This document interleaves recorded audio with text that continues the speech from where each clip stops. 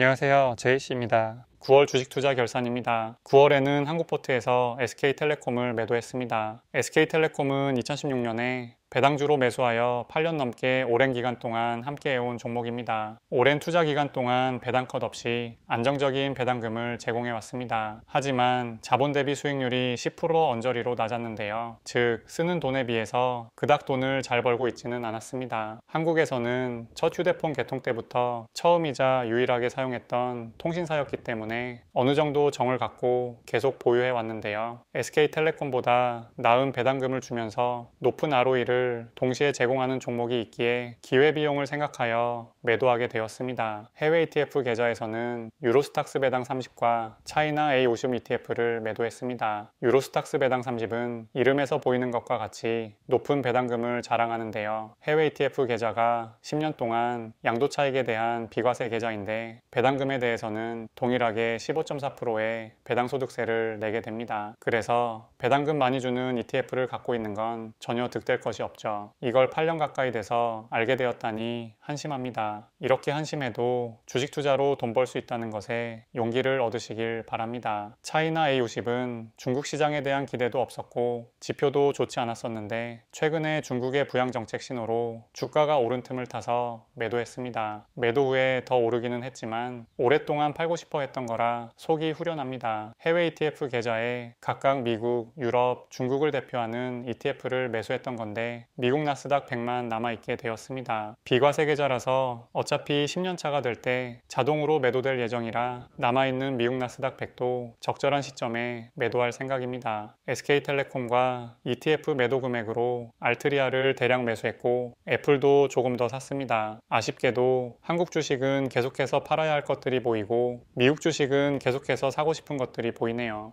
9월 한 달 동안 코스피는 마이너스 3%, 코스닥은 마이너스 0.5% 하락했습니다. 배당금을 포함한 S&P 500TR 지수는 2.1% 상승했습니다. 미국 시장은 계속해서 오르고 한국 시장은 계속해서 내려가는 모습이 이어지고 있습니다. 저의 전체 계좌는 마이너스 0.1% 하락했고 평가 금액으로는 마이너스 89만 원의 손실이 발생했습니다. 거의 변동이 없었다고 볼 수 있겠습니다. 2016년 1월을 100으로 기준 삼은 누적 수익률 지표는 350일을 유지했습니다. 처음 시작할 때 1억 원을 투자했다면 현재 3억 5,200만 원이 되었다는 의미입니다. 연평균 수익률로 따지면 15.5%를 기록 중이고요. 같은 기간 동안 S&P 500TR 지수의 연평균 수익률은 14.6%입니다. 전체 기간으로 보면 별 차이 없어 보이지만 작년에서야 전체 포트폴리오에서 미국 주식의 비중이 처음으로 50%를 넘어섰기 때문에 앞으로 시간이 갈수록 지수보다는 조금 더 위에 있지 않을까 싶습니다. 현재 미국 주식의 비중은 78%인데 올해 안에는 80%를 넘을 것 같고 앞으로도 이런 추세는 계속 이어질 것 같습니다. 가만히만 있어도 미국 포트와 한국 포트가 동일한 수익률을 기록한다 하더라도 비중이 큰 미국 주식의 크기가 점점 더 커질 것이기 때문입니다. 근데 아마도 미국 주식의 수익률이 계속 앞설 거라 예상합니다. 올해 9월까지 전체 계좌 수익률은 37.1%를 기록 중입니다. 미국 주식이 50% 수익률로 굉장히 좋은 수익률을 기록해주고 있고요. 이중 엔비디아가 절반 이상을 기여하고 있습니다. 애플과 메타도 그 다음으로 기여도가 크고 의외로 3M과 KTNG가 그 뒤를 잇고 있습니다. 한 해 30%가 넘는 수익률은 지난 투자 기간을 통틀어서 가장 높고 평가액 기준의 수익금도 4억 원이 넘는 역대급으로 기록 중입니다. 연말까지 이 분위기 잘 이어나가길 바라봅니다. 이번 달 약간의 마이너스 수익률이었지만 약간의 투자금을 추가 투입하여 전체 계좌 장호는 최고점을 갱신했습니다. 인위적이긴 하지만 우상향하는 모습에 흐뭇해집니다. 계좌가 제대로 복리 효과를 누리며 증가하는 모습을 보려면 투자금도 계속해서 넣으면서 투자를 이어나가야 할 텐데요. 인플레이션 때문인지 어째 노동소득에 여유가 점점 없어지는 느낌입니다. 그래서인지 모을 수 있을 때 모아놓았던 자산이 정말 소중하게 느껴지네요. 젊은 분들일수록 지금의 구매력이 앞으로도 유지되거나 늘어날 거라고 쉽게 판단하지 말고 가능할 때 좋은 자산을 사모으시길 권해드립니다. 미국의 금리 인하와 함께 미국의 장단기 금리가 다시 역전되는 모습입니다. 이런 상황 이후에 경기 침체를 동반한 주식시장 폭락이 이어졌던 사례가 반복되었는데요. 그래서 그런지 왠지 폭풍 전야 같은 느낌이 들기도 합니다. 어차피 시장 예측은 불가하기에 돈 잘 버는 좋은 기업들을 꽉 붙들고 대응할 수 있도록 준비를 잘 해놔야겠습니다.